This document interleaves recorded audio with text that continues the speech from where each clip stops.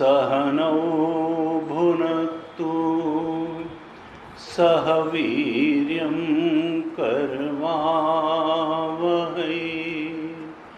तेजस्विनावधीतमस्तु मा विद्विषावहै।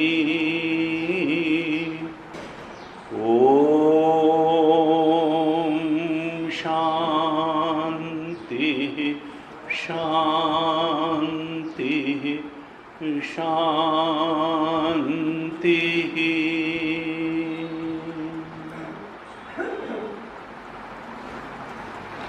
सदाशिवसमारम्भां शङ्कराचार्यमध्यमाम् अस्मदाचार्यपर्यन्तां वन्दे गुरुपरम्पराम्।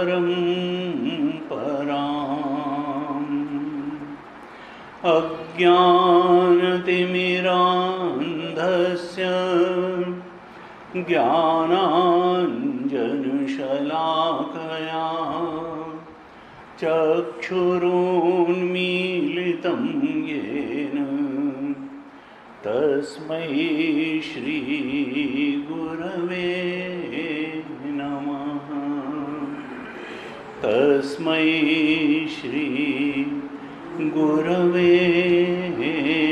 नमः।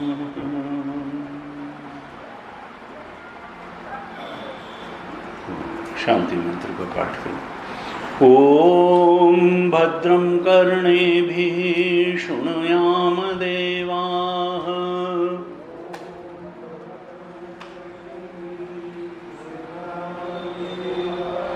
भद्रं पश्येमाक्षभिर्यजत्राः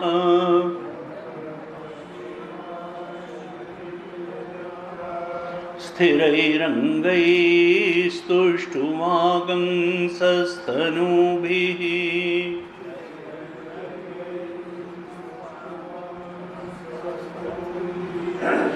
व्यशेम देवहितं यदायुः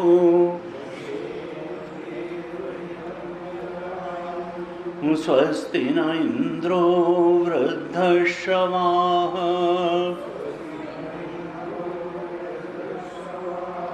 स्वस्ति नः पूषा विश्ववेदाः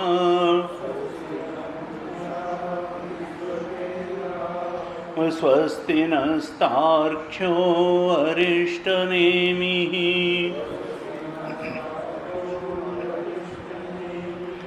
स्वस्ति नो बृहस्पतिर्दधातु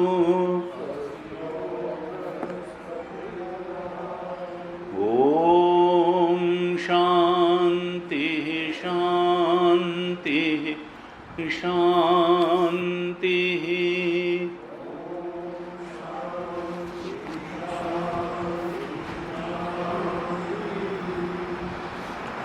अंतिम मंडप के दूसरे खंड के दूसरे पहले मंत्र से पाठ हो। 3, 2, 1।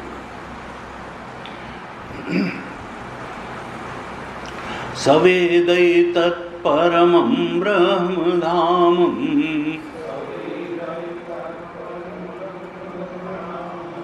यत्र विश्वं निहितं भाति शुभ्रम् उपासते पुरुषं ये ह्यकामाः तेषु क्रमे तदतिवर्तन्ति धीराः।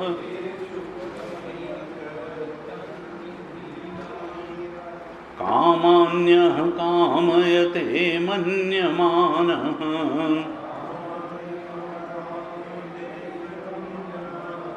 सकामभिर्जायते तत्र तत्र।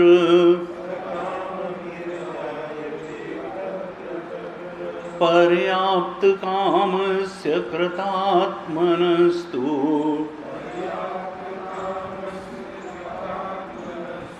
इहैव सर्वे प्रविलीयन्ति कामाः।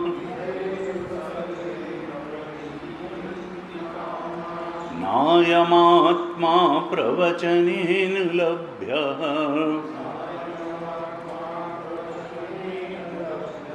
न मेधया न बहुना श्रुतेन। यमेवैषु वृणुते तेन लभ्यः तस्यैष आत्मा विवृणुते तनुं स्वाम्।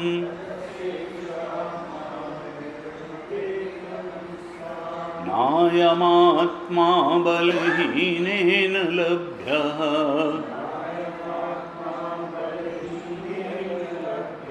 न च प्रमादात् तपसो वाप्यलिङ्गात्।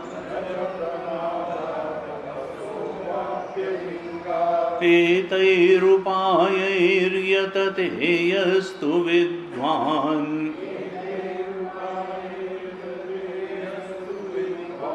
तस्यैष आत्मा विशते ब्रह्मधाम।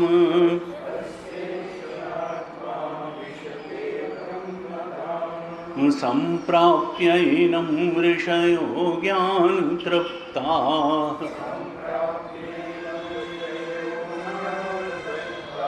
कृतात्मानो वीतरागाः प्रशान्ताः।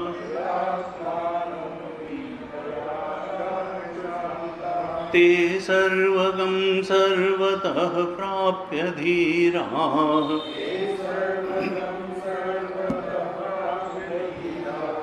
युक्तात्मानः सर्वमेवाविशन्ति।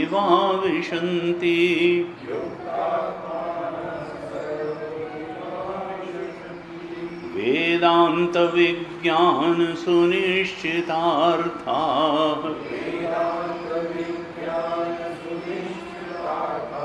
संन्यासयोगाद्यतयः शुद्धसत्त्वाः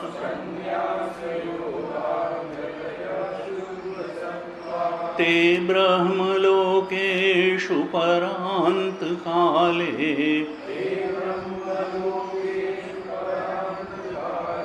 परामृताः परिमुच्यन्ति सर्वे। गताः कलाः पञ्चदश प्रतिष्ठाः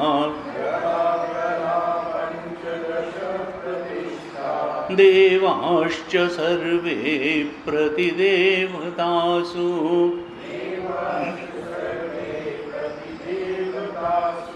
कर्माणि विज्ञानमयश्च आत्मा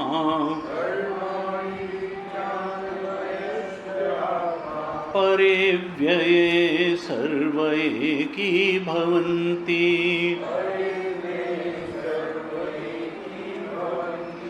यथा नद्यः स्यन्दमानाः समुद्रे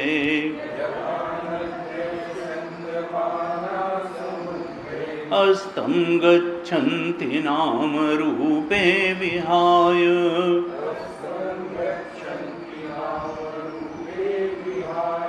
तथा विद्वान् नामरूपाद् विमुक्तः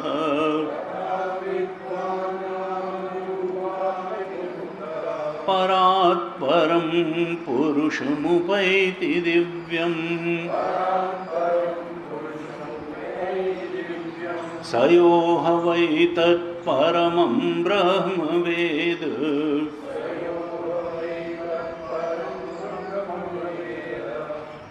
ब्रह्मैव भवति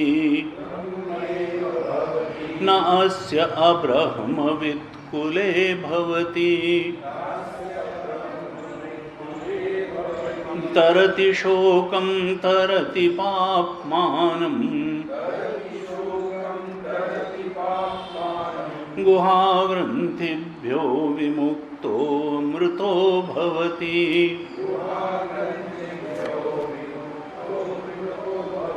तदेतदृचाभ्युक्तम् क्रियावन्तः श्रोत्रिया ब्रह्मनिष्ठाः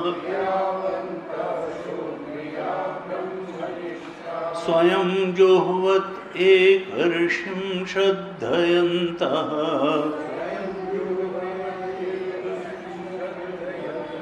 तेषामेवैतां ब्रह्मविद्यां वदेत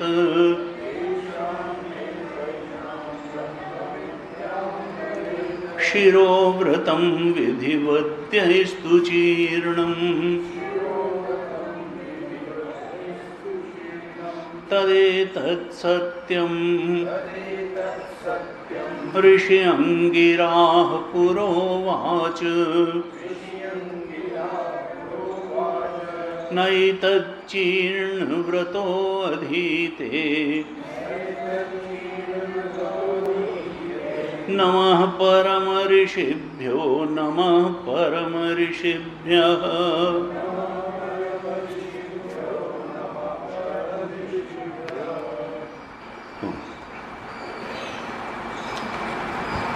तीसरे और अंतिम मुंडक के दूसरे खंड पर हम विचार कर रहे थे।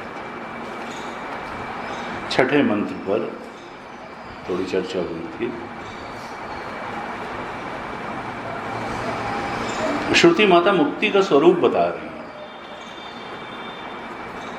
कई बार हमको मुक्ति के बारे में बहुत सी मोक्ष है क्या, मुक्ति है क्या, इसके बारे में अलग अलग धारणाएं होती हैं।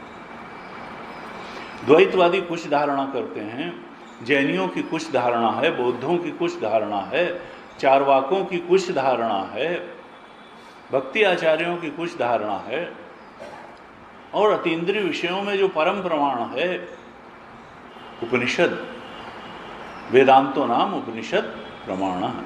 वेदांत उपनिषद प्रमाण का ही नाम है। वेदांत का अर्थ कोई व्यास भगवान द्वारा चलाया हुआ दर्शन नहीं है। वेदांत का अर्थ शंकराचार्य जी द्वारा चलाया गया दर्शन नहीं है। ये श्रुति क्या कहती है उसको केवल व्यास भगवान ने ब्रह्मसूत्र में स्पष्ट किया और शंकराचार्य भगवान ने भाष्य लिख करके उसको स्पष्ट किया कि श्रुति का अर्थ क्या है। ये श्रुति प्रतिपादित दर्शन है वेदांत। ये किसी आचार्य के द्वारा प्रतिपादित दर्शन नहीं है।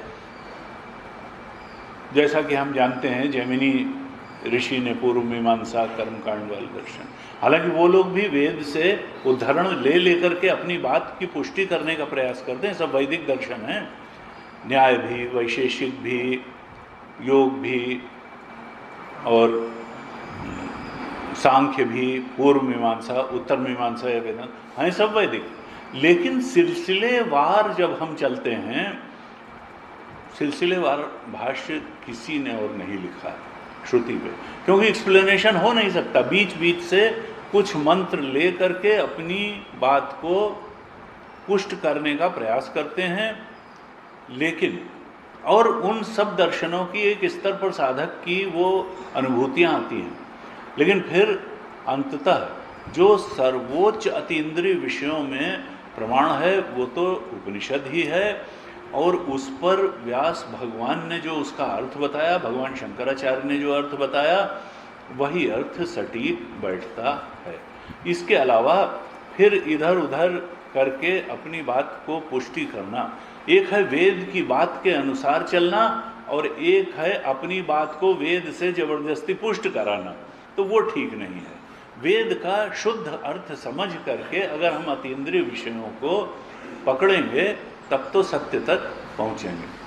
तो यहाँ श्रुति अपने मुख से मोक्ष का स्वरूप क्या बताती है, ये मुंडक उपनिषद के अंत में बताया। आप जानते हैं कि जो द्वैतवादी दर्शन हैं, भक्ति आचार्य नहीं मानते कि ये जगत नश्वर है, वो रज्जु सर्पवत नहीं मानते, वो रजत सीप महाभास जिमि यथा भानु कर बाहरी, या मानते हुए भी ये मानते हैं कि नहीं, जब हम मुक्त होंगे तो राम जी का उपासक समझता है हम राम जी के लोक में जाके उनके साथ रहेंगे, और कृष्ण जी का उपासक मानता है कि हम कृष्ण जी के गोलोक में जाकर के उनके साथ रहेंगे।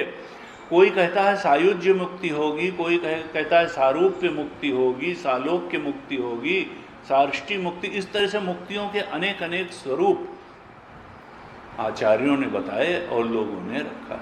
अब एक ये है कि कल्पना कोई कुछ कर ले, किसी को कुछ अच्छा लगता है तो वो कोई खराब बात भी नहीं है, आखिर तो हम इस लोक में रह रहे हैं तो हमको अनुभूति तो हो रही है। तो जब हमारी वासना हमको मनुष्य शरीर में ले आ सकती है, हमको इस जगत में रख सकती है, तो हमारी भक्ति की वासना हमको अपने इष्ट के लोक में ले जाकर के क्यों नहीं रख सकती है, और उसका लोक हो क्यों नहीं सकता है। तो ऐसा नहीं है कि वो बात गलत है, लेकिन फिर यह है कि परम सत्य क्या है, इस लोक में रहते हुए भी क्या ये शरीर सत्य है, क्या ये लोक सत्य है? कहा नहीं, ये तो अनित्य तो है, इसमें कोई दो राय नहीं। एक समय ये शरीर मिला है, एक समय चला जाएगा। जगत भी ऐसा रहने वाला नहीं है। क्या था भाई, आग का गोला था ये पृथ्वी, और फिर कहा, ये साइंस भी मानती है कि ऐसे ऐसे, और एक दिन जो है सब तारे टूटते हैं, ये भी टूट जाएगा, हमारा सूर्य ही टूट जाएगा, पृथ्वी ग्रह की क्या बात है। तो कहा कि ये जो है, ये फिर परम सत्य क्या है। जब परम सत्य की खोज के लिए प्रयास होता है तब श्रुति के अलावा कोई प्रमाण नहीं मिलता है, क्योंकि परम सत्य हम नहीं बता सकते। कोई भले यहाँ पर सृष्टि रचना लिखी हो कि उस एक परमात्मा से सदैव सौम्य इदम अग्रे आसीत एक मेवाद्वितीयम, छांदोग्य में कहा कि एक परम सत्य ही था, एक परमात्मा ही था इस सृष्टि के शुरू में, और कुछ नहीं था। और जब ये सब सृष्टि लीन होगी तो उसी में लीन हो जाएगी और उसके अलावा कुछ नहीं रह जाएगा। वाचारंभणम विकारो नामधेयम मृत्तिका इति एव सत्यम, कहा ये तो नाम रूप ही है, इसमें जो अधिष्ठान है सत्य तो सच्चिदानंद ही है। जासु सत्यता ते दृढ़ जड़माया भास सत्य वो मोह सहाया, एह विधि जग हरि आश्रित रही जदपि असत्य देत दुख अहि। तो ये तो पहुंच जाते हैं कि भाई सत्य तो यहाँ परमात्मा ही है, अस्ति भाति प्रियम ही सत्य है, सच्चिदानंद ही सत्य है, और बाकी तो नाम रूप है, बदलने मिटने वाला है, कभी था नहीं कभी। लेकिन अब सवाल यह है कि किसी आदमी ने नहीं देखा, किसी मनुष्य ने नहीं देखा, किसी जीव ने नहीं देखा कि सृष्टि रचना उस परमात्मा से हुई, और कोई नहीं देख पाएगा, क्योंकि जब रहेगा ही नहीं देखने के लिए तो देखेगा कौन। तो जिसको किसी ने देखा नहीं उसका प्रमाण क्या है? कहा फिर प्रमाण तो श्रुति को ही मानना पड़ेगा, मानना पड़ेगा, क्योंकि किसी ने देखा, हमने नहीं देखा सृष्टि की रचना जो हुई परमात्मा से हुई, या सृष्टि परमात्मा में लीन, कोई जीव नहीं देखेगा, हम क्या। तो क्या, तो इसलिए श्रद्धावान लभते ज्ञानम तत्पर संयते इंद्रिया। बहुत तर्क करोगे तो उस सत्य तक पहुंच ही नहीं पाओगे। हाँ, यह है कि श्रद्धा रख करके उस मार्ग पर जो श्रुति बताती है, गीता बताती है, अगर हम बढ़ेंगे तो फिर अपने ही स्वरूप के रूप में उसकी अनुभूति निश्चित रूप से हो जाने वाली है। अनेक अनेक को हुई और इसलिए हमको भी हो सकती है। तो यहाँ पर श्रुति मोक्ष का स्वरूप अपने मुख से स्पष्ट कर रही है कि जिससे साधक को ये भ्रम न रह जाए कि मुक्ति होती क्या है, अपने इष्ट के लोक में जाकर के रहना क्या अंतिम बात है। तो श्रुति का स्पष्ट है कि देखो, जब तक द्वैत बना हुआ है तब तक सत्य नहीं है, अद्वैत ही सत्य है। जब तक अपने अद्वैत स्वरूप में प्रतिष्ठित नहीं हो जाओगे, इस सृष्टि का जो अद्वैत स्वरूप है परमात्मा, उसके बोध में जब तक प्रतिष्ठित नहीं होगे तब तक अभी बीच की स्टेज है।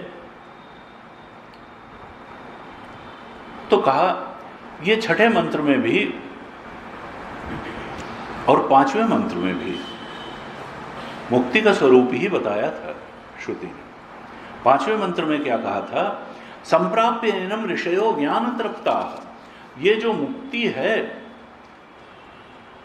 पहले तो कहा था नया नायमात्मा प्रवचनेन लभ्य न मेधया न बहुना श्रुतेन यमे वैश वृणते तेन लभ्य तस्यैष आत्मा, कि देखो हृदय से जब वर्ण कर लोगे तभी उस आत्मा को प्राप्त हो। वर्ण पूर्वक जब श्रवण करोगे, मनन करोगे, निधिध्यासन करोगे, तब उन आत्मदेव को उपलब्ध हो जाओगे। इस प्रकार से आत्मा को उपलब्ध होना ही मुक्ति है, इधर इशारा किया। वो अंतिम स्थिति है जिसको जीव प्राप्त कर सकता है आत्मबोध में, आत्मा के शुद्ध स्वरूप में।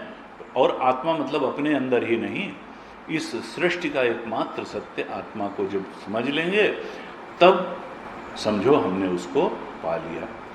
और कहा कि फिर चौथे मंत्र में कहा था कि एतैर उपायैः यतते यस्तु विद्वान तस्यैष आत्मा विशते। इन उपायों का यानी वर्ण पूर्वक श्रवण मनन निधिध्यासन करने के उपाय का जो विद्वान अनुसरण करेगा, यत्न करेगा श्रुति के बताए मार्ग से, उसको उसकी यह आत्मा ब्रह्म धाम में प्रवेश कर जाएगी, अर्थात ब्रह्म में प्रवेश कर जाएगी। केवल अपने अंदर ही उस सत्य को नहीं जानेगा, सबके अंदर उस सत्य को जानेगा। इस पूरी सृष्टि के कण कण में और क्षण क्षण में उस आत्मा को ब्रह्म के रूप में जान लेगा। विशते ब्रह्म धाम, ये बताया था। पांचवें मंत्र में बताया था कि संप्राप्य एनम ऋषयो ज्ञान तृप्ता कृतात्मान वीतरागा प्रशांता ते सर्वगम सर्वतः प्राप्य धीरा युक्तात्मान सर्वम एव आविशन्ति। श्रुति ने बताया कि इस प्रकार से जिसकी आत्मा विशते ब्रह्मधाम हो गई, वो क्या किसी एक लोक में जाकर के रहेगा? कहा नहीं, ते सर्वगम सर्वता प्राप्य, वो सर्वव्यापी उस परमात्मा को हर जगह पालेगा और उससे युक्त हो जाएगा, अर्थात वही हो जाएगा। और सर्वम एव आविशन्ति, वो सब जगह प्रवेश कर लेगा, यानी उससे अभिन्नता को प्राप्त कर लेगा।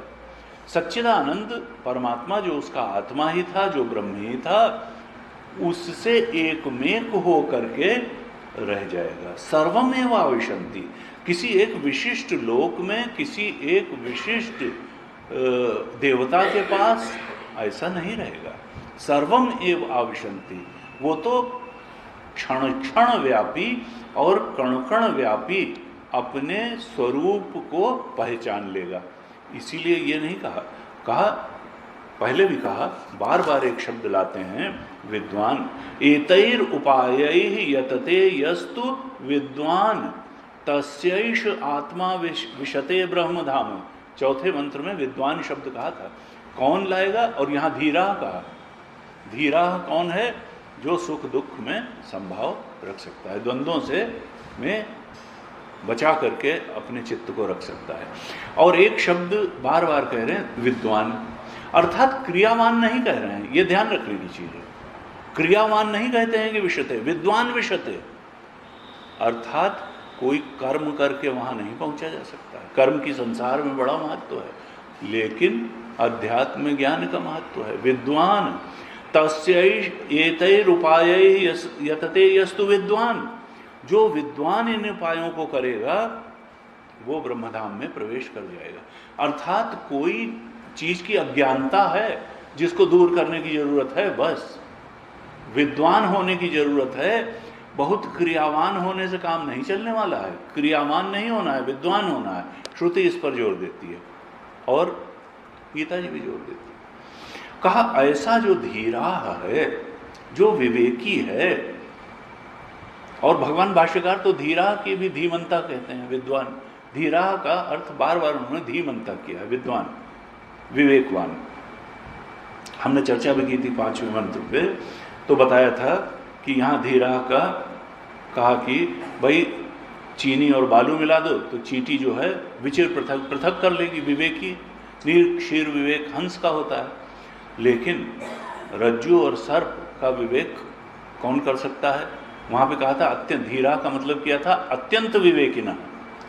तो रज्जु सर्प का विवेक जो कर सकता है वो अत्यंत विवेक। इस संसार के अधिष्ठान आत्मा से संसार के नाम रूप को अलग करके देखने में जो समर्थ है वो धीरा है, अत्यंत विवेकिना है। इस शरीर में जो चेतन से उपाधि को अलग करके, बुद्धि आदि की उपाधि को, तीन शरीरों को और तीनों शरीरों के अतीत जो चेतन है उसको अलग करके देखने में जो समर्थ है वो अत्यंत विवेकिना है।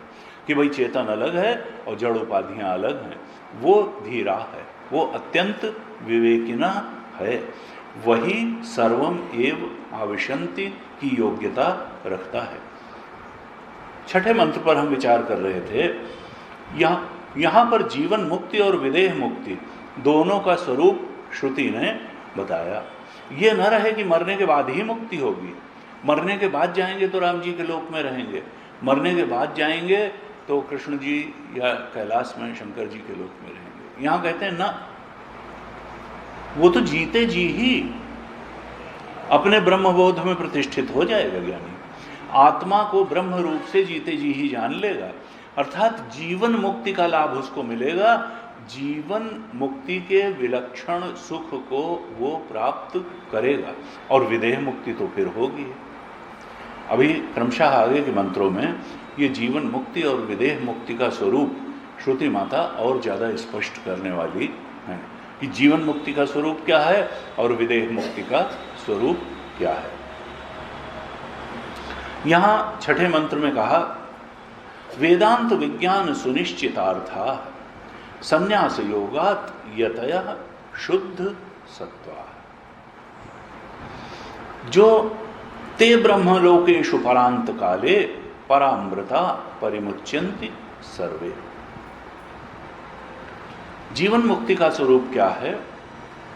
पहली लाइन में छठे मंत्र की बताया, कौन जीवन मुक्ति को प्राप्त करते हैं? जो शुद्ध सत्वा हैं, जिनका अंतःकरण बिल्कुल निर्मल है, पवित्र है। वो पवित्र कैसे हुआ? संन्यास योगात और यतयः, जिन्होंने संन्यास योग के द्वारा प्रयास किया, अर्थात जो कुछ भी उस लक्ष्य की ओर लेने वाला नहीं है उसकी हमको जरूरत नहीं है, वो हमारा लक्ष्य नहीं है। अपने लक्ष्य को बिल्कुल स्पष्ट कर लिया कि आत्मबोध में प्रतिष्ठित होना ही हमारा लक्ष्य है और बाकी हर चीज़ जो उसके लिए आवश्यक है और जितनी आवश्यक है उतना तो हम जीवन में उससे वास्ता रखेंगे, और नहीं तो जो उस लक्ष्य को प्राप्त करने के लिए अनावश्यक है उससे हमारा संन्यास है, उसका हमारा त्याग है।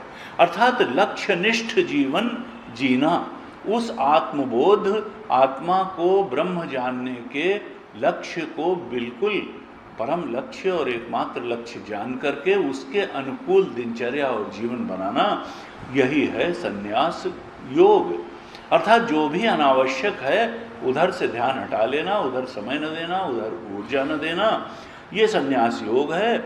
और इसके लिए बैठे बैठे नहीं आएगा, कहा यतया, जो प्रयास करके ऐसा जीवन दिनचर्या बनाते हैं, यत्न करते हैं। गीता जी ने भी कहा कि केवल श्रद्धा रखने से ही नहीं मिल जाएगा, श्रद्धा रखनी तो जरूरी है, श्रद्धा ही नहीं रखेंगे तो उधर बढ़ेंगे क्यों? कहा श्रद्धावान लभते ज्ञानम, लेकिन फिर कहा यतया, या तत्परा शब्द वहाँ कहा। यहाँ श्रुति कहती यतया, वहाँ कहा तत्परा, और वहाँ कहा यहाँ कहा संन्यास योगात, वहाँ कहा संयतेन्द्रिया। बात वही है, तत्परा संयतेन्द्रिया, दो शब्द गीता जी में उपयोग किए, और यहाँ कहा संन्यास योगात यतया, अर्थात जो अनावश्यक बातें हैं उनको हटा दिया और उस लक्ष्यनिष्ठ जो काम करना है उसके लिए यत्न किया। तो जो यतया हैं संन्यास योगा द्वारा वो शुद्ध सत्वाह बन गए, और फिर शुद्ध सत्वाह जब बन गए संन्यास योग और यत्न प्रयत्न के द्वारा, तब गुरु की शरण में गए, श्रवण मनन निधिध्यासन किया, और तब वेदांत विज्ञान का अर्थ उनके चित्त में बिल्कुल सुनिश्चित हो गया। वेदांत क्या बताना चाहता है, वेदांत के अर्थ का बोध बिल्कुल प्रकाशित हो गया चित्त में। क्या वेदांत विज्ञान का अर्थ सुनिश्चित हो गया। अब उनसे कोई कहे कि ये इसके बजाय ये नहीं ये चीज़ है, तो वो उसको नहीं मानेंगे। कहा एकदम सुनिश्चित अर्थ हो गया। क्या हो गया अर्थ? ये ऐसी प्रमा बन गई, ऐसा निश्चित बुद्धि बन गई, ऐसा निश्चित समझ बन गई। क्या कि चेतन के अलावा जो कुछ भी है सब माइक है, ऐसी प्रमा बन गई। चेतन के अलावा ये चिन्ह मात्र विस्तारितम है, ये सारी सृष्टि चेतन के अलावा जो कुछ भी है वो नाम रूप का आरोपण है, नाम रूप का पसारा है। यहाँ अगर सत्य है तो शुद्ध चैतन्य ही सत्य है। तुलसीदास यह चिद विलास जग, बूझत बूझत बूझत। चिद विलास है ये जग। ये वेदांत विज्ञान का जो सुनिश्चित अर्थ है उसको ऐसा जो साधक है वो जान जाता है। और कहा फिर वो जब परांत काल आता है, मृत्यु का समय आता है, ये स्थूल देह छोड़ने का समय आता है, तब क्या होता है कि परिमुच्यन्ति सर्वे, उसकी आत्यंतिक मुक्ति हो जाती है। देखिए जब तक शरीर है, ज्ञानी का शरीर तो रहता है, नहीं तो उपदेश कौन करेगा। ज्ञान होने के बाद भी ये स्थूल शरीर तो प्रारब्ध पर्यंत रहता है, प्रारब्ध पर्यंत ये स्थूल शरीर रहता है। और जो भी प्रारब्ध है उसको भोगने के लिए मन तो चाहिए। यद्यपि उसका लिंग शरीर भंग हो जाता है, ज्ञान होते ही जब कारण शरीर या अज्ञान भंग हुआ तो लिंग शरीर भी उसका भंग होता है, लेकिन आभासी रूप से वो रहता है, बाधित रूप से लिंग शरीर बना रहता है। बाधित, वो जानता है कि जगत मिथ्या है, लेकिन बाधित रूप से विषय भी बने रहते हैं। ऐसा नहीं कि उसको ज्ञान नहीं होता, शत्रु कौन है, मित्र कौन है, अच्छा क्या है, बुरा क्या है, सहयोगी कौन है, बाधा पहुंचाने वाला कौन है। कहा लेकिन बाधित वृत्ति से रहता है, उसका ज्ञान बिल्कुल रहता है कि ये सूक्ष्म शरीर मिथ्या है, ये स्थूल शरीर भी मिथ्या है, ये संसार के विषय भी मिथ्या है। लेकिन बाधित वृत्ति से प्रारब्ध पर्यंत स्थूल देह भी चलता है, सूक्ष्म शरीर भी चलता है, कारण शरीर नष्ट हो जाता है, अज्ञान की जगह ज्ञान हो जाता है, और संसार की में भी व्यवहार उसका बाधित दृष्टि से ही होता है। लेकिन जब देह प्रारब्ध पूरा हो जाता है और स्थूल देह छोड़ने का समय आ जाता है, तब क्या होता है, तब तो फिर स्थूल शरीर भी गया और फिर उसका सूक्ष्म शरीर भी गया, क्योंकि वो आभासी मात्र था सूक्ष्म शरीर, बाधित वृत्ति से ही सूक्ष्म शरीर था, आभास रूप ही सूक्ष्म शरीर रह गया था, जगत भी उसके लिए आभास रूप ही था। देह जैसे ही उसका स्थूल देह ज्ञानी का नष्ट हुआ, परिमुच्यन्ति, वो आत्यंतिक मुक्ति को प्राप्त हो जाता है, सब कुछ से मुक्ति हो जाती है, संसार से भी मुक्ति होती है, स्थूल देह से भी मुक्ति होती है, सूक्ष्म शरीर से भी मुक्ति होती है, और अज्ञान से, कारण शरीर से मुक्ति तो ज्ञान होते ही हो गई, सब कुछ से मुक्ति हो गई। अब केवल अयम आत्मा ब्रह्म, ये आत्मा ब्रह्म है, इस बोध में बस वो स्थित हो गया। तो कहीं गया, भाष्यकार ने भाष्य लिखा, न देशांतरम गंतव्यम अपेक्षते, उसको किसी देश अंतरदेश में जाने की आवश्यकता नहीं रहती है। किसी इस देश में है तो कहीं और देश में जाएगा, वो वहाँ रहेगा, ऐसा कुछ नहीं है। सर्वमेव आविशंति, जैसे 5वें मंत्र में कहा था, वो तो बस सर्वरूप होकर के रह जाता है, ब्रह्म होकर के रह जाता है, किसी देशांतर में जा करके। क्योंकि जीव होता जो अपने को परिच्छिन्न मानता था, एक अंतःकरण में कैद मानता था, एक शरीर में, तो वो तो एक शरीर से निकल के दूसरे शरीर में जाता, ये तो सिर्फ सर्वव्यापी स्वरूप के बोध में प्रतिष्ठित हो गया। तो अब कहीं देशांतर में जाने की आवश्यकता नहीं रही, यही परिमुच्यन्ति है, यही आत्यंतिक मुक्ति है।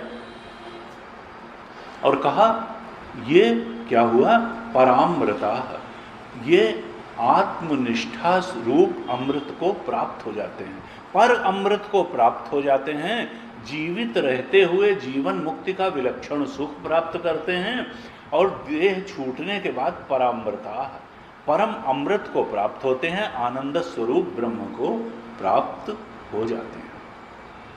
परांत काले कहा देह के परित्याग के काल में। हमने चर्चा करी थी कि परांत काल क्यों कहा, क्योंकि हम लोगों का अंतकाल होता है। जो ज्ञानी नहीं है उनका अंतकाल होगा, क्योंकि उनका झूठ मूठ का मरना है। क्यों? क्योंकि वो तो अगले शरीर में फिर प्रवेश कर जाएंगे। मरे क्या? वो तो जीव तो अपनी वासना के साथ चला गया अगले में। तो ये तो मरने की एक्टिंग करी है एक तरह से, आपने मरे तो है नहीं। अभी आपका अंतःकरण जिंदा है, अभी आपकी वासनाएं जिंदा हैं, अभी आपका कारण शरीर जिंदा है। सो खाली स्थूल शरीर तो छूटा हो, अगला स्थूल शरीर फिर मिलेगा। तो वो तो अंतकाल है, खाली परांत काल नहीं है। परांत काल तो तब होगा जब परिमुच्यंति सर्वे, जब सूक्ष्म शरीर भी नष्ट हो जाए, कारण शरीर भी नष्ट हो जाए और संसरण ही समाप्त हो जाए, कोई गति ही समाप्त हो जाए, तब तो परांत काल हुआ। कहा ऐसा परांत काल तो ज्ञानी का ही होता है। वे ब्रह्म में ही प्रवेश कर जाते हैं। कैसे? प्रदीप निर्वाण वत। भाष्यकार ने लिखा कि जैसे दीपक की अग्नि, एक अग्नि सामान्य में प्रवेश कर, क्या अग्नि समाप्त हो जाती है इस सृष्टि से दीपक बुझने पर? नहीं। वो जो अग्नि विशेष थी जो दीपक में दिखाई दे रही थी, दीपक बुझने पर वो अग्नि सामान्य में प्रवेश कर जाती है। हम जलाएंगे वो फिर वहीं से जल जाएगी। अग्नि सामान्य में प्रवेश कर जाती है। कहा जब घट फूटा तो आकाश क्या हुआ? आकाश सामान्य में या महाकाश में प्रवेश कर गया घटाकाश। वो नष्ट थोड़ा हुआ घटाकाश, उसने अपने वास्तविक स्वरूप में विलीन हो गया। और असल में तो तब भी वो वास्तविक वो महाकाश ही था, केवल उपाधि पर दृष्टि रहने के कारण हम उसको घटाकाश के रूप में अनुभव कर रहे थे। वास्तव में तो वो समष्टि ही सत्य है। व्यष्टि तो उपाधि परिच्छिन्नता के कारण, देश काल वस्तु की परिच्छिन्नता के कारण हम उसको व्यष्टि रूप में, इंडिविजुअलिटी, विशेष के रूप में पहचानते हैं। असल में तो निर्विशेष सत्ता ही सत्य है। विशेष तो हमारा भ्रम है। अज्ञान के कारण हम विशेष विशेष विशेष विशेष और विशेष देखने में ही इतना फंस जाते हैं कि निर्विशेष की तरफ ध्यान ही नहीं जाता है कि सत्य तो निर्विशेष है। ये तो उपाधि के कारण वही निर्विशेष हमको विशेषों के रूप में अनुभव में आ जाता है। कहा देखो, ये जो मन है ये अनेक है, उपाधि अनेक है। अंतःकरण की, बुद्धि की, मन की उपाधि अनेक है, शरीर की उपाधि अनेक है। इस अनेकता के कारण उस चेतन में भी अनेकता की भ्रांति होती है। तो जिस ज्ञान की आग में ये सारा का सारा द्वैत प्रपंच ही भस्म हो जाता है, उस ज्ञान का नाम है वेदांत विज्ञान। वही सुनिश्चित अर्थ है वेदांत, जिसमें द्वैत रह ही नहीं जाता। जिस ज्ञानाग्नि में संपूर्ण द्वैत प्रपंच भस्म हो जाता है, उसी का नाम है वेदांत विज्ञान। वही उसका सुनिश्चित अर्थ है। यहाँ पर अहम और इदम का भेद नष्ट हो जाता है। वही चेतन अहम है और वही इदम के रूप में भी स्फुरित हो रहा है। वही ज्ञेय है और वही ज्ञाता है। इसका जो विज्ञान करा देता है कि हम ज्ञेय और ज्ञाता दो चीजें नहीं हैं, तो एक ही अद्वैत तत्व है। इस ज्ञेय और ज्ञाता के भेद को मिटा देने वाला, क्योंकि अविद्या की वजह से ही ये दो लगते हैं कि एक ज्ञेय है, अहम और इदम के भेद को मिटा देने वाला जो ज्ञान है वो वेदांत विज्ञान है। पृथकता को मिटा दिया, द्वैत प्रपंच भस्म कर दिया। कहा देखो, अखंडानंद महाराज कहते थे कि भाई ये सन्यास वास्तव में क्या है? हाँ, वास्तविक सन्यास ये तो कपड़े का सन्यास है, लेकिन आत्मा के अलावा जो कुछ भी है उसको असत जान करके छोड़ देना वास्तविक सन्यासी ही। आत्मा के अलावा जो भी है तो असत ही। यद्यपि असत्य देत दुख आई, ज्यों सपने सिर काटे कोई, बिनु जागे न दूर दुख होई, जा सुकृपा अस भ्रम मिट जाई, गिरिजा सोई कृपा। उन्होंने भक्ति में उसके चरणों में सिर झुकाए बिना तो अंतःकरण शुद्ध होगा नहीं, वास्तविक सन्यास की क्षमता भी नहीं आएगी। कर्मयोग से भी बढ़ करके फिर भक्ति योग से जब हम भक्ति करते हैं उस परमात्मा, तो वो वर्ण हमारा भी करता है और हम उसका वर्ण करते हैं। तब जाकर के श्रवण मनन निधिध्यासन बहुत आसानी से सिद्ध हो जाते हैं। और तेषामेवानुकंपार्थम अहम अज्ञानजं तमः नाशयामि आत्मभावस्थो ज्ञान दीपेन भास्वता। भगवान ने कहा कि हम खुद ही ज्ञान दीपक लेके खड़े हो जाते हैं और ज्ञान का नाश करो। प्रबल अविद्या तम मिट जाई, हारहि सकल शलभ समुदायी। तुलसी बाबा ने कहा ये अविद्या तम मिट जाएगा राम जी की कृपा से। एक बार हमने तेजवान जी से पूछा कि ये तो एक तरफ तो ये कहते हैं कि भाई श्रवण मनन निधि, और एक तरफ ये भी बार बार आती हैं चीज़ें कि भाई यमे वैश्व वृणते, तो कुछ लोग ये भी करते हैं कि वो जिसका वर्ण करता है, लेकिन फिर यही है कि वो किसका, वो ऐसे तो सब मम प्रिय सब मम उपजाए, वो किसका वर्ण करेगा? जो वास्तव में ही उसके प्रति सरेंडर करेगा, शरणागत होगा, एकमात्र उसी के प्रति शरणागत होगा, तो उसका वर्ण वो करेगा या हम उसका करेंगे, बात वही है। जीव उसको पकड़े, वो जीव को पकड़ लेगा तो लोग कहते हैं बंदर और बिल्ली वाला, बिल्ली बंदर जो है तो जीव कहाँ तक पकड़ेगा, वो पकड़ ले अगर तो सबसे अच्छा है। तो कहा कि देखो ये जो है, तो तेजवान जी ने कहा कि अब तुलसी बाबा तो प्रबल अविद्या तम मिट जाई, हारहि सकल सलभ समुदायी। राम भगति चिंतामणि सुंदर बसई, गरुड़ जाके और अंतर। वो तो चिंतामणि की तरह है, जिसके अंतर में बस गई तो प्रबल अविद्या तम मिट जाई, हारहि सकल सलभ समुदायी। उनका देखो जितने बंधन ये बताए जाते हैं जीव के लिए बताए जाते हैं, हमारे लिए बहुत सीमाएं हैं, ईश्वर के लिए कोई सीमा नहीं है। ईश्वर तो कर्तुम अकर्तुम अन्यथा कर्तुम है। हमने एक दिन कहा था गजेंद्र ने कौन सा जो है बड़ा ज्ञान था उसके पास, कुब्जा के पास कौन बड़ा रूप था, तो उस पर वो किसके ऊपर कृपा करेगा? वो भाव भत्स्य भगवान, भगवान तो भाव भत्स्य। तज ममता मद मान भजी सदा सीता रवन, भगवान राम को भजो। तो कहा देखो कर्म योग, हम अगर श्रद्धा उतनी नहीं बन पा रही तो कर्म योग ठीक है, बनेगी, धीरे धीरे भक्ति में जाएंगे, फिर गुरु भी मिलेगा, भगवान गुरु भेजेंगे और ज्ञान से मुक्ति होगी। लेकिन मुक्ति का आत्यंतिक स्वरूप क्या है वहाँ पर बता रहे हैं कि देखो परामृता, और अखंडा जी कहते थे महाराज कि परामृता का मतलब ये है कि देखो ज्ञानी जब जीवन मुक्त हो जाता है और कोई भी अगर रस से भरा हुआ होगा, अगर उसको जीवन मुक्ति का विलक्षण सुख प्राप्त हो रहा है तो सुखी आदमी बहुत कटु नहीं हो सकता जीवन में।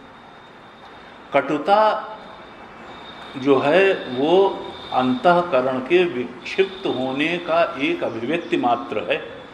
अगर कोई खराब ढंग से बोल रहा है, बहुत कटु व्यवहार लोगों से, इसका मतलब अंदर शांत नहीं है, सुखी नहीं है, तृप्त नहीं है, संतुष्ट नहीं है, तो उसके व्यवहार में इस तरीके का विक्षेप, चित्त का विक्षेप व्यवहार में उतर करके आता है।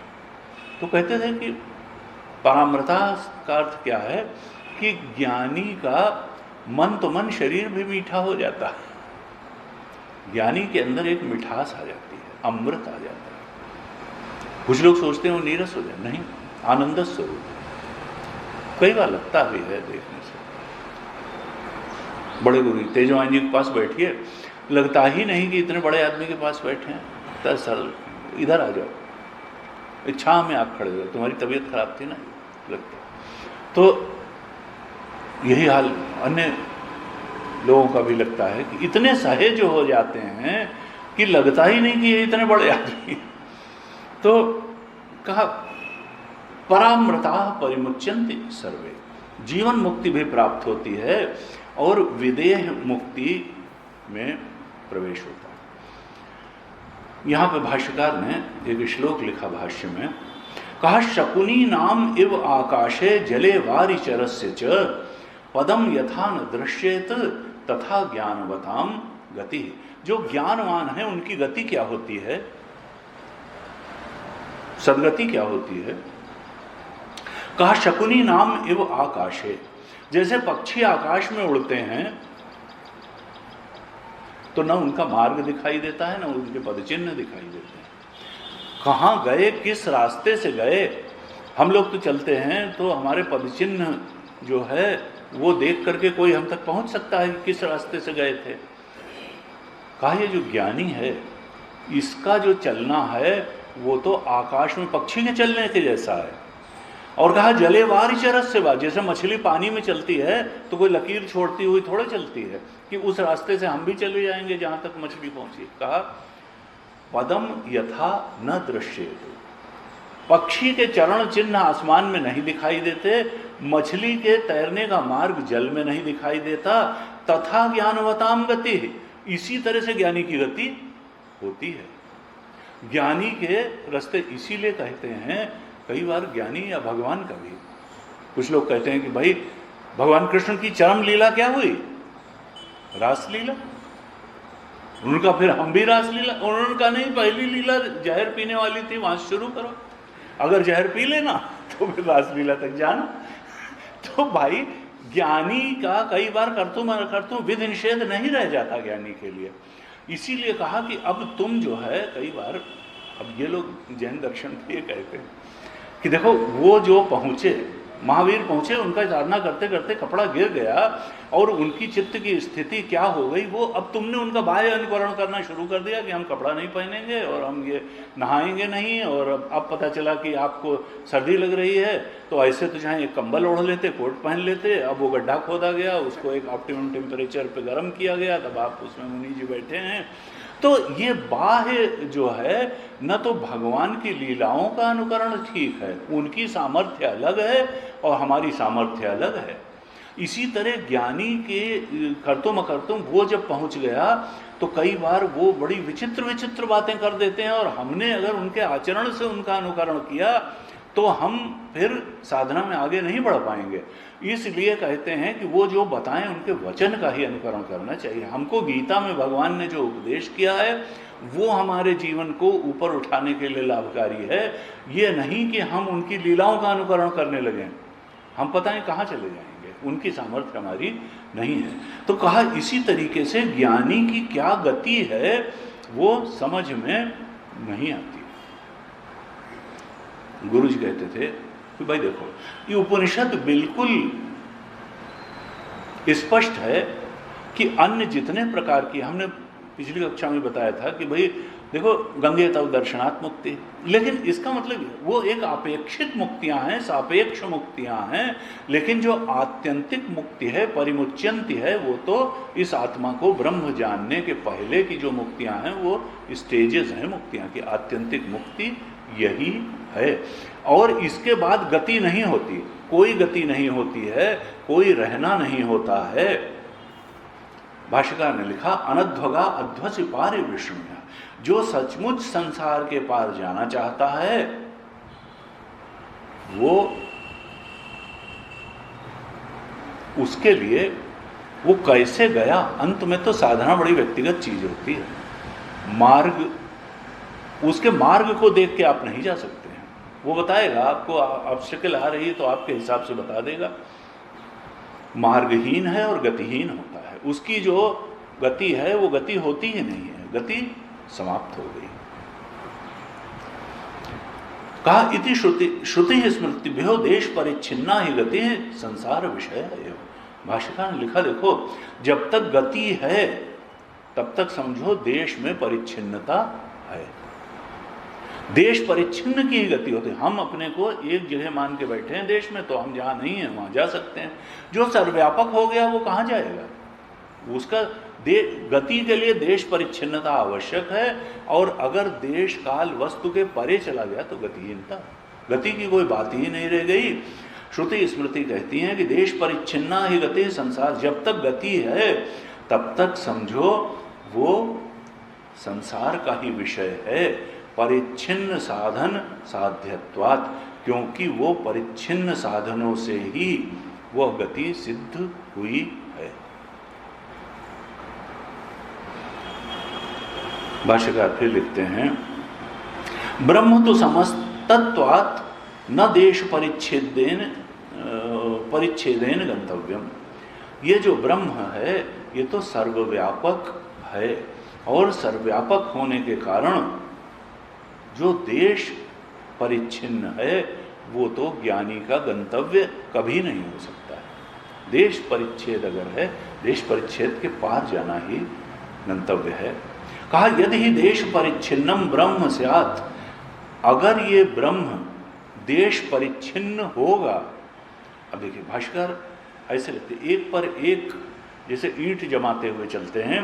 अगर हम इस ब्रह्म को देश परिच्छिन्न मान लेंगे तो कहा वो क्या होगा, वो मूर्त द्रव्यवत हो जाएगा, वो मूर्त द्रव्य हो जाएगा कोई। अगर देश में परिच्छिन्न होगा, ये माइक देश में परिच्छिन्न है, ये मूर्ति भी देश में परिच्छिन्न है, ये भी देश में परिच्छिन्न है, तो उसमें एक मूर्त, एक आकार हो जाएगा, वो साकार हो जाएगा। फिर अगर देश परिच्छिन्न होगा तो साकार हो जाएगा, तो वो तो निराकार है, वो तो सर्वव्यापक है। अगर ब्रह्म देश परिच्छिन्न होगा तो वो साकार हो जाएगा, और जो साकार है एक दिन ये बना था और एक दिन ये नष्ट भी हो जाएगा, आदि अंत वाला है। जो भी साकार होता है वो आदि भी होती है उसकी और अंत भी होता है। अगर ब्रह्म एक बार देश परिच्छिन्न हुआ तो साकार हो जाएगा, और साकार हुआ तो आदि अंत वाला हो जाएगा, यानी वो भी हमारी तरह एक दिन पैदा हुआ एक दिन, ऐसा तो है नहीं भगवान। कहा आद्यंतवंता हो जाएगा। और यही नहीं, अगर साकार हुआ और आदि अंत वाला हुआ तो अन्याश्रितम भी हो जाएगा। ये अपने आप नहीं रह सकता है, इसको रहने के लिए एक मेज चाहिए, मेज को ये जमीन चाहिए, जमीन को जल चाहिए, जल को अग्नि चाहिए, ऐसे आकाश चाहिए, फिर अंत तक। कहा वो अन्याश्रय भी होगा, साकार जो होगा, साकार मूर्त भी हो जाएगा, आदि अंत वाला भी हो जाएगा, अन्याश्रितम भी हो जाएगा, और वो तो अन्याश्रित है नहीं, ब्रह्म तो सर्वाश्रय है। कहा पराश्रित हो जाएगा और सावयव हो जाएगा, इसके अवयव भी हो जाएंगे, ऊपर का ढक्कन नीचे का ढक्कन, सावयव भी होगा। जो मूर्त होगा वो उसके अवयव भी होंगे, सावयव हो जाएगा। ब्रह्म तो ऐसा है नहीं। कहा नित्यम अनित्यम हो जाएगा, इस तरह से वो अनित्य भी हो जाएगा, ब्रह्म तो नित्य है। और कृतकम, जो मूर्ति होती है उसको कोई बनाता भी है, यानी उसको बनाने वाला भी कोई निकल जाएगा, इस तरह से अन्याश्रय दोष भी हो जाएगा। इस तरह से कहा कि वो जो है वो तो ब्रह्म न देश परिच्छिन्न हो सकता है, क्योंकि देश परिच्छिन्न होते ही इतनी बातें आ जाएंगी कि साकार हो जाएगा, आदि अंत वाला हो जाएगा, अन्याश्रित हो जाएगा, सावयव हो जाएगा, अनित्य हो जाएगा, और बनाया हुआ हो जाएगा। बनाई हुई चीज चाहे कर्म से ही बनाई हो, ये शरीर कर्म ने बनाया है, हमारे बनाया हुआ है। गुरु जी कहते असल में समाधि भी बनाई हुई होती है, इसीलिए वो भी लक्ष्य नहीं। समाधि को हम यम नियम अष्टांग योग की साधना करते करते समाधि में जाते हैं, और उससे व्युत्थान भी होता है समाधि से। ऐसा नहीं है कि हमेशा समाधि में रहेंगे, वो भी एक बनाई हुई स्थिति ही है, इसलिए वो भी लक्ष्य नहीं है। लक्ष्य तो ब्रह्म ही है, वेदांत कहता है लक्ष्य ब्रह्म है। गुरु जी कहते थे देखो चाहे समाधि हो वो लक्ष्य नहीं हो सकती, क्योंकि कृतकम है, बनाई हुई है। चित्त की निर्मलता भी लक्ष्य नहीं हो सकती, क्योंकि वो भी बनाई हुई है। और वो कहते हैं किसी देव के प्रति भाव की बहुत प्रगाढ़ता भी लक्ष्य नहीं हो सकती, क्योंकि वो भी बनाई हुई है। हो सकता है बहुत अच्छा लगता हो, और वो साधना में बहुत सहायक भी हो, समाधि भी साधना में सहायक है, चित्त की निर्मलता भी सहायक है, किसी इष्ट के प्रति बहुत भाव से भर जाना भी सहायक है, लेकिन वो लक्ष्य नहीं। लक्ष्य तो ब्रह्म ही है, और ब्रह्म के अलावा कुछ नहीं। आत्यंतिक मुक्ति ही लक्ष्य है। कहा अपिच अविद्या संसार बंध अपनयनम एव मोक्षम इच्छन्ति ब्रह्मविदा। जो ब्रह्मविद लोग हैं वो अविद्या आदि जो संसार का बंधन है उससे छूट जाने को ही मोक्ष कहते हैं, और किसी इससे नीचे की अलग बात को वो मोक्ष नहीं मानते हैं। जो अज्ञान है, अज्ञान के पार जाने को ही ब्रह्मविद मोक्ष मानते हैं। न तो कार्यभूतम, कोई भी अवस्था जो किसी कार्य का परिणाम है, कर्म का परिणाम है, उसको मोक्ष नहीं मानते हैं, वो कार्यभूत नहीं है। वो तो प्राप्तस्य प्राप्ति ही है, अज्ञान का निवृत्त वो हमारा स्वरूप ही है, वो बनाई हुई अवस्था नहीं है, संस्कार्य नहीं है, आप्य नहीं है, उत्पाद्य नहीं है। का देखो ये जो मोक्ष का निर्णय है, इसका निर्णय तो श्रुति ही कर सकती है, उपनिषद ही कर सकता है कि मोक्ष वास्तव में है क्या। तुक्का लगाने से नहीं चलेगा। गुरु कौन हो सकता है, इसका निर्णय श्रुति करेगी। साधना पथ क्या है, इसका निर्णय श्रुति करेगी। लक्ष्य क्या है, इसका निर्णय श्रुति करेगी। और नहीं तो मनमानी। उनका एक आए, वो बहुत आग्रह था, गुरु चाहिए गुरु चाहिए गुरु चाहिए, कौन है उनका। तुम यहाँ से जब जाओगे सामने जो तुम्हें खड़ा मिलेगा वही तुम्हारा गुरु है। उन्होंने आँख खोली तो गधा खड़ा। तो उनका इस तरह से अगर गुरु तलाशोगे तो फिर तो गुरु मिल चुका। का देखो बिल्कुल एक एक चीज को स्पष्ट करके श्रुति ने बताया है कि देखो सापेक्ष मुक्तियां बहुत हो सकती हैं, लेकिन आत्यंतिक मुक्ति जो है वो तो यही। अब गुरु जी कहते हैं देखो बहुत तरीके की चीजें हैं और बहुत चीजें हैं। अब बड़ी फेमस एक किताब है ऑटोबायोग्राफी ऑफ ए योगी, बहुत लोगों ने पढ़ी होगी, मैंने भी पढ़ी। और जब तक उन्होंने इस तरफ ध्यान नहीं दिलाया गुरु जी ने, तब तक मैं उसको बड़ा महत्व भी देता रहा जीवन में। क्योंकि परमहंस योगानंद की बहन ने कहा कि वो छज्जे पे खड़े थे कि पतंगें उड़ रही थी, तो उसमें कट के गई, तो उन्होंने कहा कि मैं इसको जो है पतंग को बुला सकता हूँ। तो बहन ने कहा हाँ ऐसे बुला सकते हैं। उनका बुलाऊँ, उन्होंने ध्यान किया और थोड़ी देर में वो लहराती हुई पतंग छज्जे पे आ गई, उन्होंने पकड़ लिया। फिर उसने ये तो तुक्का हो गया। अब उनका मैं दूसरी भी बुला सकता हूँ। जब 3 पतंगे बुला दें तो बहन भाग गई, तो भूत जानता है, कुछ भूत सिद्ध है, इसको प्रेत सिद्ध है। तो इस तरीके की उनको कुछ चमत्कारपूर्ण बातें थी, बहुत सारी चीज़ें उसमें हैं जो ज़रा आपने पढ़ी हो। तो बहरहाल तो गुरु जी कहते उसमें जो है बहुत से उनका उल्लेख आता है, लाहिड़ी महाशय का उल्लेख आता है, बाबा जी का उल्लेख आता है। तो उन्होंने कहा देखो, और ये भी उल्लेख आता है कि वो सूक्ष्म शरीर में अभी हैं और साधकों को सहायता भी करते हैं। तो गुरु जी का देखो उन्होंने कहा हम तो 3 पन्ने से ज़्यादा पढ़ नहीं सके इसको। क्यों? क्योंकि श्रुति के अनुकूल वो बैठता नहीं है। अगर तो मुक्ति हुई तो सूक्ष्म शरीर रहे ही नहीं जाना चाहिए। ब्रह्म रूप में जो प्रतिष्ठित हो गया वो सूक्ष्म शरीर में रह करके मदद करता है या ये करता है, ठीक है, उसके प्रति आप आदर बुद्धि से उसकी आरती कर सकते हैं वगैरह। लेकिन अब वो जो है वो कोई मदद करने आने के लिए तो उपाधि चाहिए, और वो सारी उपाधियों से मुक्त हो चुका है। वो अविद्या की उपाधि कारण शरीर से भी मुक्त हो गया, वो सूक्ष्म शरीर भी उसका नष्ट हो गया और स्थूल शरीर, अब वो ब्रह्म रूप हो गया। अब परमात्मा ही मदद करेगा। अगर आप उसकी भी आरती करेंगे, भगवान ही मदद करेंगे, या जीवित गुरु मदद करेगा, या जीवित संत मदद करेगा, वो कहीं उसका एग्जिस्टेंस है नहीं अगर वास्तव में ही उसने मुक्ति प्राप्त कर ली है तो। और नहीं तो अगर बीच की तो गुरु जी कहते थे भाई अब वास्तविकता क्या है। देखो जो ये होता है ना, प्रेत लग गया इनके पीछे, तो प्रेत का स्थिति क्या है कि स्थूल शरीर है नहीं और सूक्ष्म शरीर है, और सूक्ष्म शरीर की वासनाएं हैं। कभी तो उसको प्यास लगती है, कभी उसको भूख लगती है, कभी ये करना है। तो कई बार ये होता है कि वो कम विल पावर वाले या जैसे भी जीवित व्यक्ति के शरीर में प्रवेश करके और वहाँ से भोग प्राप्त करने की कोशिश करता है। तो कहा गुरु जी कहते थे भाई ये अगर आप ये मान रहे हैं कि इतना बड़ा संत था, तो या तो आप माने कि मुक्ति नहीं हुई, और अगर स्थूल शरीर नहीं है और सूक्ष्म शरीर में फंसा हुआ है व्यक्ति, तो अगर वो बुरा है तब तो उसको प्रेत कहेंगे, और अगर वो अच्छा है, साधक रहा है, तो फिर उसको एक अच्छा प्रेत कहेंगे। है तो प्रेत। अगर स्थूल शरीर नहीं है और सूक्ष्म शरीर है और वासना भी है, दुर्वासना की जैसे सद्वासना है, तो उसको एक अच्छा प्रेत कह देंगे। तो ये श्रुति नहीं कहती कि अच्छा प्रेत होना कोई मुक्ति है, ना। मुक्ति का अर्थ तो यह है परिमुच्यन्ति सर्वे, सब कुछ से जब मुक्ति होगी, सूक्ष्म शरीर से भी मुक्ति होगी और कारण शरीर से भी मुक्ति होगी, तब जाकर के मुक्ति है। अपने ब्रह्म स्वरूप में प्रतिष्ठा नहीं हुई तो सापेक्ष है अभी। तो कहते थे हमको श्रुति माता चाहती हैं कि बिल्कुल स्पष्ट हो मुक्ति का स्वरूप और साधन का स्वरूप भी बिल्कुल स्पष्ट हो और अपने स्वरूप जो है वो भी बिल्कुल स्पष्ट हो।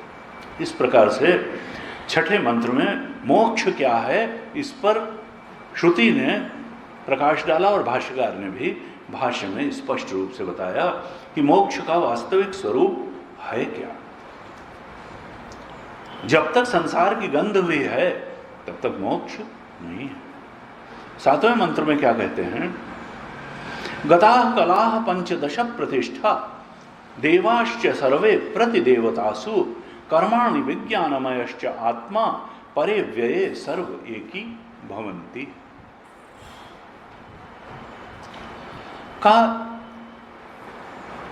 ये हम देखते हैं कि लोग जो है अच्छे खासे बोल रहे हैं, चल रहे हैं, फिर रहे हैं, बात कर रहे हैं, हजार तिकड़म करने में लगे हैं।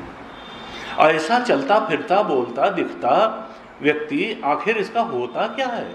जिस समय ये देह छूट जाता है उस समय ये जाता कहाँ है, इसका होता क्या है? इस बात को श्रुति बता रही है। कहा गता कला पंचदश प्रतिष्ठा। जब ये शरीर छूटता है, और शरीर क्या, ये तो ज्ञानी के बारे में वास्तव में है कि ज्ञानी का जब शरीर छूटता है तो क्या होता है।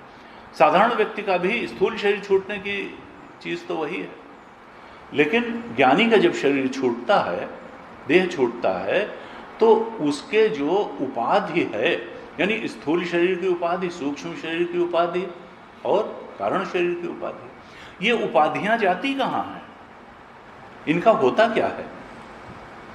तो कहा गता कला पंचदश प्रतिष्ठा। ये जो 15 कलाएं हैं, पंचदश कलाः, ये गताः, ये कहाँ चली जाती हैं? प्रतिष्ठा, अपने कारण में। जो 15 कलाएं हैं वो अपने कारण में लीन हो जाती हैं। अब ये 15 कला क्या हैं? भाष्यकार ने भाष्य लिखा तो कहा किंच मोक्ष काले या देहारंभिका कलाः प्राणाद्याः ताः स्वाम स्वाम प्रतिष्ठां गताः स्वं स्वं कारणं गता भवन्ति इत्यर्थ। प्रतिष्ठा इति द्वितीया बहुवचनम पंचदश संख्याकाः या अंत्य प्रश्न परिपठिता प्रसिद्धा कहा ये 15 कलाएं कौन हैं? तो भाष्यकार ने भाष्य लिखा, असल में जब पढ़ाया जाता है तो प्रश्न उपनिषद इससे थोड़ा पहले पढ़ा दिया जाए। तो प्रश्न उपनिषद में जो शिष्य हैं, 6 शिष्य हैं उसमें, और एक गुरु हैं पिप्पलाद ऋषि। तो वो 6 शिष्य उनसे एक एक प्रश्न करते हैं। 6 प्रश्न हैं, उनके 6 के वो उत्तर देते हैं और उत्तर वही निकलता है कि ब्रह्मनिष्ठ होना। तो जो अंतिम प्रश्न उसमें है, उसमें वो 16 कला वाले पुरुष का क्या स्वरूप है ये पूछता है शिष्य। तो वहां पर वो बताते हैं कि ये कलाएं क्या हैं। तो यहां भाष्यकार ने लिखा अंत्य प्रश्न पठता है। जो ये 15 कलाएं हैं, ये प्रश्नोपनिषद के अंतिम प्रश्न में जो पिप्पलाद ऋषि ने बताई थी कलाएं वही हैं। तो वो कलाएं क्या हैं? वहां उन्होंने बताया था प्राण, श्रद्धा, पंच महाभूत अर्थात आकाश वायु जल, आकाश वायु अग्नि पृथ्वी और जल। तो 5 महाभूत, प्राण, श्रद्धा, 7 ये हो गए, मन और इंद्रियां 2, अन्न, वीर्य, तप, मंत्र, कर्म, लोक और नाम। अन्न को एक कला बताया, वीर्य को कला बताया, तप को कला बताया, मंत्र को कला बताया, कर्म, लोक और नाम। इस तरह से ये कलाएं बताई। बृहदारण्यक उपनिषद में कहा कि जब मरता है व्यक्ति तो ये जो 15 कलाएं हैं अर्थात प्राण, श्रद्धा, पंचमहाभूत, मन, इंद्रिय समुदाय, अन्न, वीर, तप, मंत्र, कर्म और लोक, ये तो सब अपने कारण में लीन हो जाती हैं। अहंकार से पंचतन मात्राएं उत्पन्न हुई तो वो भूत जो है अपने अपने शब्द स्पर्श रस रूप गंध में लीन हो जाएंगे। ऐसे ही प्राण चले जाएंगे अपने सब। तो कहा अपने अपने कारण में ये कलाएं लीन हो जाती हैं। बृहदारण्यक में एक चीज कही कि इसमें एक चीज रह जाती है, बाकी सब लीन हो जाती हैं, एक चीज रह जाती है और वो है नाम। नाम को भी एक कला बताया ना, नाम रह जाता है। आप देखेंगे ज्ञानी का भी नाम तो रह ही जाता है। अब आज तक गुरुदेव की हम लोग पूजा करते हैं वैसे, तो ये नाम बड़ी विचित्र चीज है, क्योंकि नाम कोई ऐसी चीज नहीं जो मटेरियल से बनी हो। नाम जो है वो अगर मटेरियल से बनी होती तो वो अपने उसमें लीन हो जाती, पंचभूत या कोई ऐसा श्रद्धा होती तो भी चलो भाई मन लीन हुआ तो उसमें रहने वाली श्रद्धा। अब नाम तो दूसरों के मन में रहता है तो वो चलता रहता है। जब वो उपाधियां जो नाम लेने में सक्षम है उनकी भी उपाधियां सब लीन हो जाएंगी, तब जा करके नाम जाएगा। हमारे भी बाप दादे, उनका हम लोग जब तक 3-4 पीढ़ी तक तो नाम भी जानते रहते हैं, कभी आजकल तो फोटो भी रहती है, कभी टेप की आवाज़ रह सकती है, लेकिन जब उन उपाधियां भी नहीं रह जाएंगी जिनके मन में वो नाम वगैरह था, तब फिर तो वो भी खत्म हो जाएगा। तो कहा कि खैर यहाँ पे श्रुति किधर इशारा करना चाह रही है कि देखो, जो ये 15 कलाएं हैं, पंचभूत है, मन है, इंद्रिय समुदाय है या अन्नमय, जो भी, ये सब अपने अपने कारण में लीन हो जाती हैं। और क्या है, देवाश्च सर्वे प्रति देवतासु। अच्छा, ये कलाएं जो हैं ये क्या वास्तव में कोई सच्ची होती हैं? कहा देखो, ये कला जो है, ये असल में कला का मतलब ये होता है कि जो एक को अनेक करके दिखा दे। अब गला तो है एक, और इसी से कितनी गायक जो है राग रागिनियां निकाल के दिखा देता है। उसमें आघात करने का जो सिस्टम है वो भी एक है। अब तालू पे आघात करेंगे, कंठ पे आघात करेंगे, ओष्ठ है, और इससे कितनी राग रागिनियां बन जाती हैं। एक को अनेक, एक आवाज को अनेक करके दिखा देते हैं।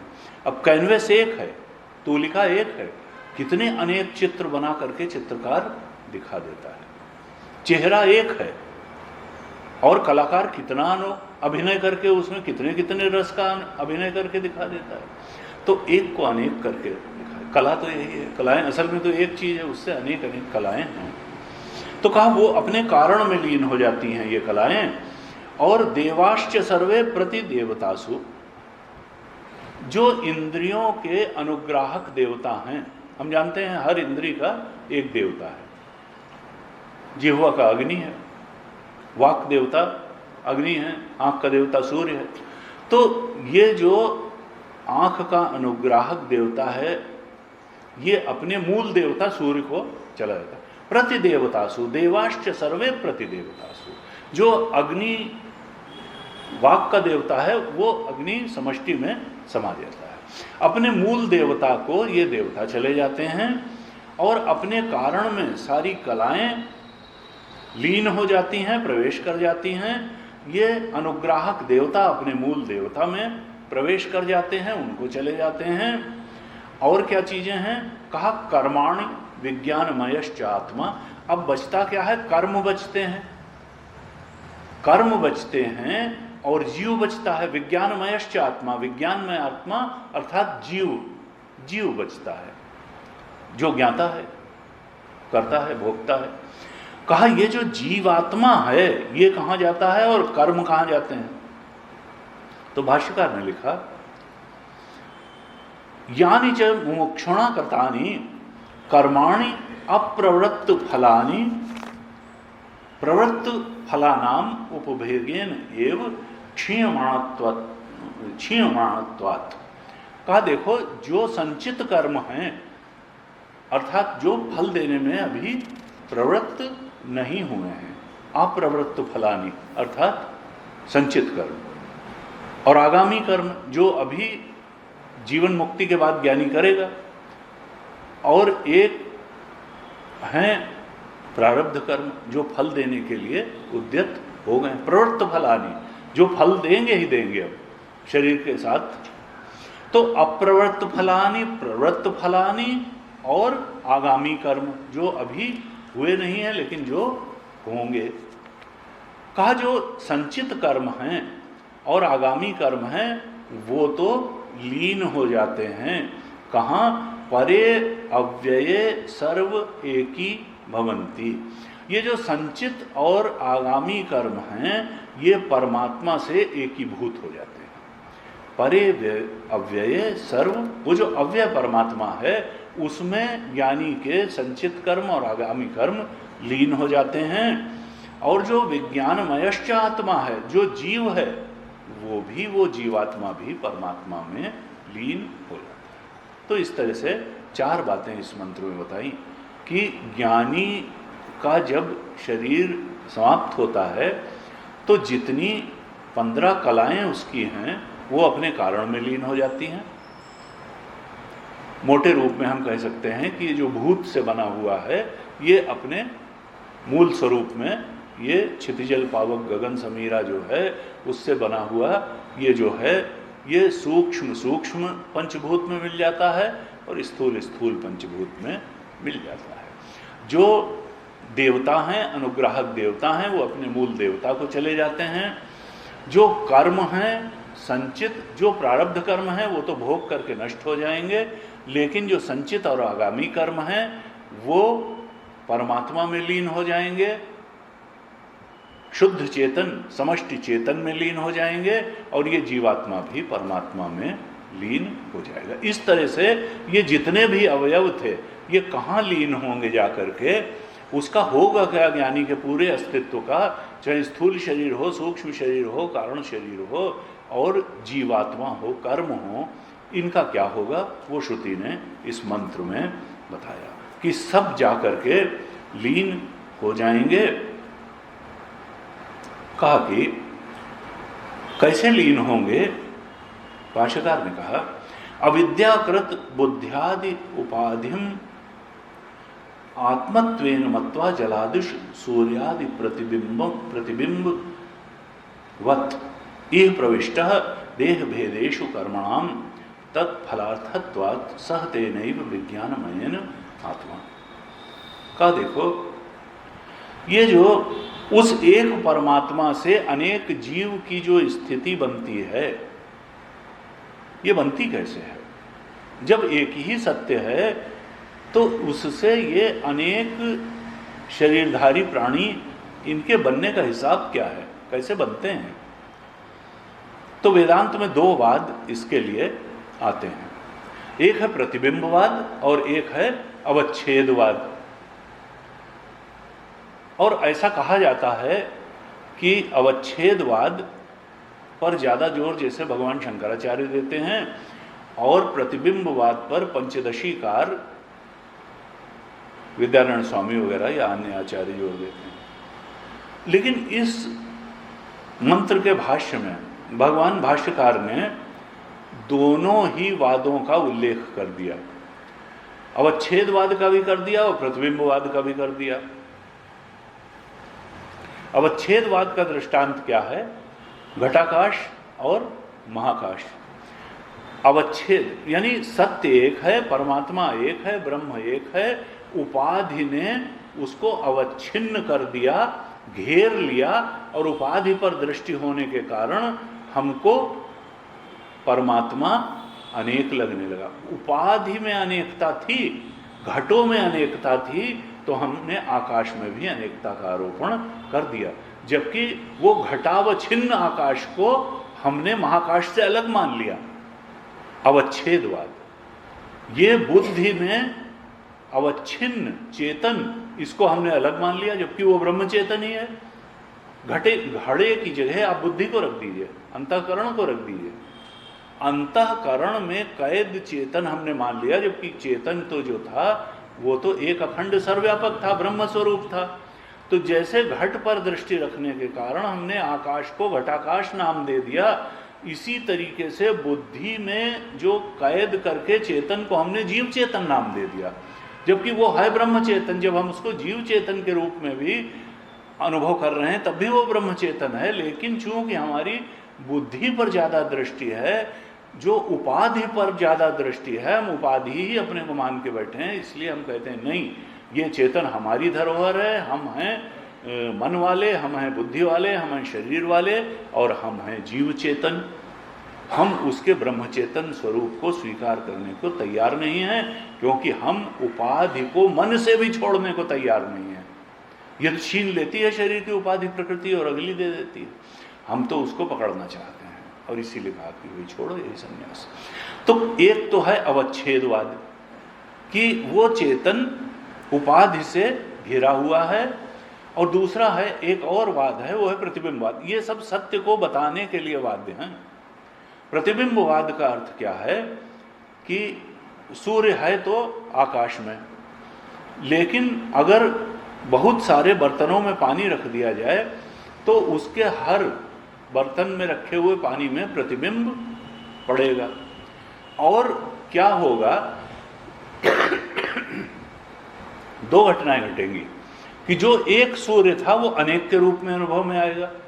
जितने बर्तन और उसमें भरे हुए जितने जल होंगे उतने सूर्य अनुभव में आएंगे। यानी जो एक था, नभस्थ एक सूर्य था, बिंब एक था, प्रतिबिंब अनेक नजर आएंगे। और क्या वहीं नजर आएंगे जहां वो है? कहा नहीं, एक तो अनेक होंगे और अन्यत्र होंगे। अनेक का आभास होगा, अनेक की भ्रांति होगी और अन्यत्र की भ्रांति होगी। है तो वो आकाश में, और हमको लगेगा कि वो घड़े के पानी के अंदर है, थाली के पानी के अंदर है। तो अन्यत्र अवभास होगा और अनेक का अवभास होगा, ये भ्रांति होगी। अब एक चीज ये है कि दो चीजें हुई, एक हुई उपाधि और एक हुआ उपहित। उपाधि और उपहित। अब उपाधि क्या है? का देखो, घड़ा तो उपाधि है, और जो उपहित है वो आकाश है। तो जो उपाधि क्या है कि उपाधि उपहित को उस रूप में अनुभव में नहीं आने देती जो वास्तव में उपाधि जिस रूप की होती है। उपहित का जो स्वरूप है वास्तव में, उस रूप में उपहित अनुभव में नहीं आता, क्योंकि उपाधि उसको कुछ का कुछ करके दिखा देती है। अब है वो महाकाश, लेकिन उसने उपाधि ने घटाकाश करके दिखा दिया। इसी तरीके से वो है तो सूर्य, लेकिन जल और जल की उपाधि ने उसको अन्यत्र दिखा दिया और अनेक दिखा दिया। जो एक था उसको अनेक दिखा दिया और अन्यत्र दिखा दिया। तो ये जो है, अब इसमें उपाधि कौन हुई? या तो घड़ा उपाधि हुआ या जल उपाधि हुई। और उपहित कौन हुआ?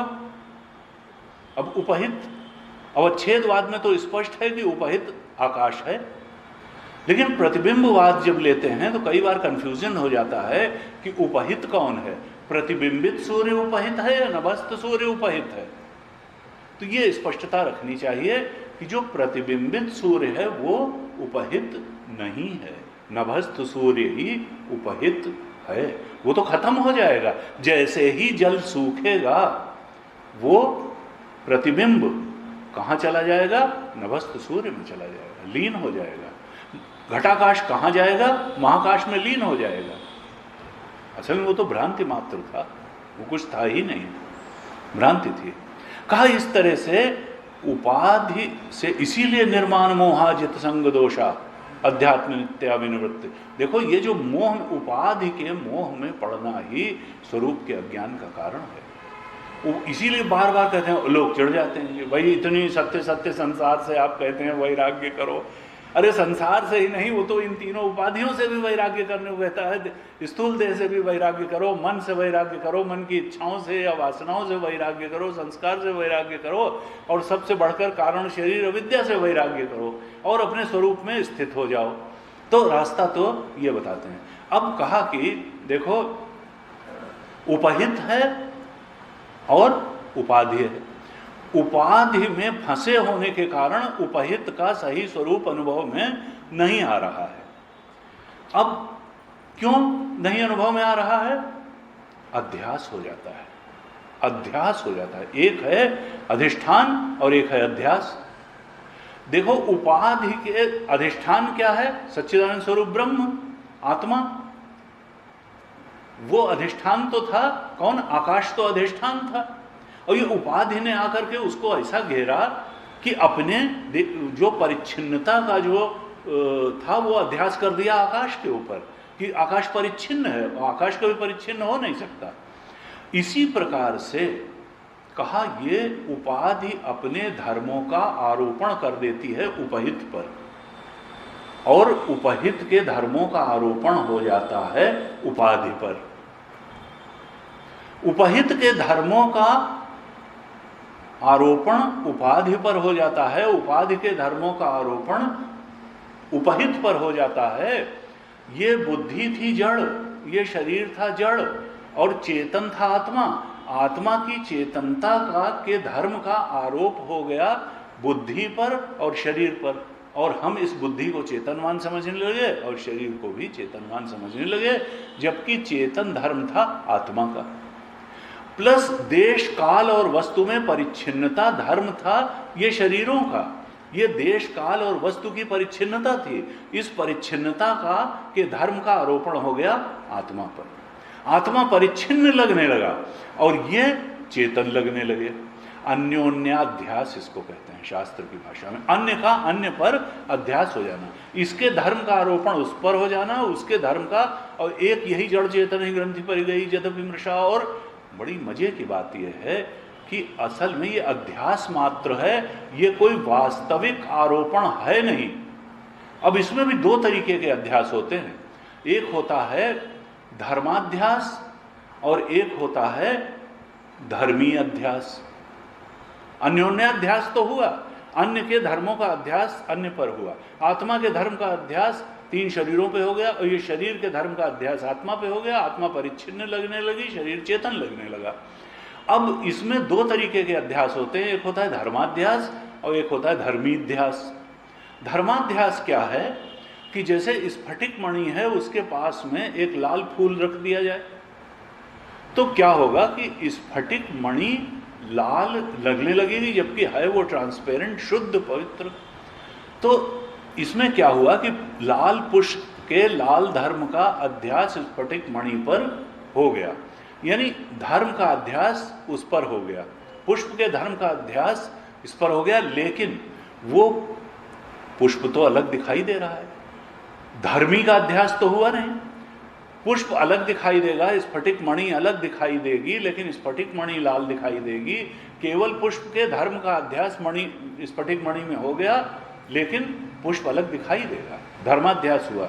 और एक होता है धर्मी अध्यास, वो क्या है? रस्सी में सांप दिखाई देने लगा, रस्सी में सांप दिखाई देने लगा, सांप के धर्मों का अध्यास रस्सी में हो गया। और एक रस्सी जो है वो गायब ही हो गई, दिखाई ही नहीं दे रही है। रस्सी दिखाई ही नहीं दे रही है, सांप ही सांप दिखाई दे रहा है। तो यहां धर्मी का भी अध्यास हो गया, खाली धर्माध्यास नहीं हो गया, धर्मी को का भी अध्यास हो गया, उसको छुपा ही दिया। जो अध्यास रूप सांप था, उसने जो धर्मी था जिस पर वो अध्यास था रज्जु, उसको छुपा ही दिया। तो धर्मी अध्यास, इस तरह से बहुत से वेदांत में अध्यास हैं। तो हमारा आत्मा असल में प्रकट होते हुए भी छुपा हुआ है। कहा देखो, इस धर्माध्यास के खेल को समझना है, इस धर्मीध्यास के खेल को समझना है, इस अन्योन्याध्यास के खेल को समझना है, और यही उस सत्य ज्ञान तक बढ़ने का उपाय है। लेकिन ये स्पष्ट है कि जब तक उपाधि बिल्कुल समाप्त नहीं होगी, यानी उपाधि से लगाव समाप्त नहीं होगा, तब तक सत्य के बोध में प्रतिष्ठा नहीं होगी, क्योंकि ये उपाधि से लगाव की ही सारी भ्रांति है, उसी का अज्ञान है। हाँ जी।